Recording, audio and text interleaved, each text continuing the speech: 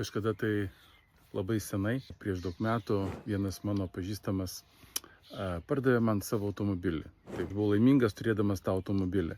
Kadangi teisės buvau įsilaikęs visai nesenai ir nelabai mokėjau vairuoti, aš prašiau savo draugo, kad jisai man duotų patarimų, kaip galima geriau vairuoti. Jisai pasakė man taip. Sako, Juozai, kai tu vairuoji, nežiūrėk, kas dedasi aplinkui, kas vyksta aplinkui, kas kaip važiuoja, ar teisingai, ar neteisingai. Sako, tu žiūrėk, kaip tu pats vairuoji.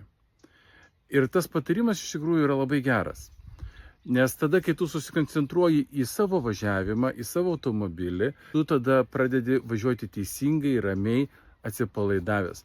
Bet kai tu pradedi žiūrėti aplinkui, žiūrėti, kas vyksta aplinkui, tada tu pasimeti, pradedi blaškytis, pradedi nebežinoti, kur sukti, ką daryti. Morkaus 4 skyriuje mes skaitome tokią istoriją. Kai Jėzus plaukė savo mokiniais valtyje, kilo didžiulė audra.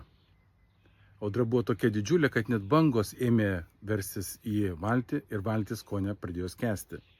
Mokiniai pradėjo šaukti, sakydami, mokytojau, tau nerūpi, kad mes žuvame. Jėzus tuo metu miegojo. O mokiniai bandė iš visų jėgų, patys savo jėgomis kažkaip tai išsigelbėti, išsivaduoti iš tos situacijos.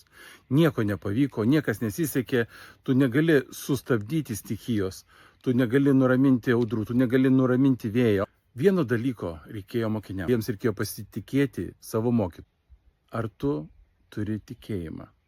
Pasitikėjimą juo, kad jisai išlaviruos tavo valtelį į tinkamą ir reikiamą kryptį, kad jisai tavo valtelį, tavo gyvenimą apsaugos ir suteiks tau gyvenimo pilnatvę. Pasitikėk Jėzumi.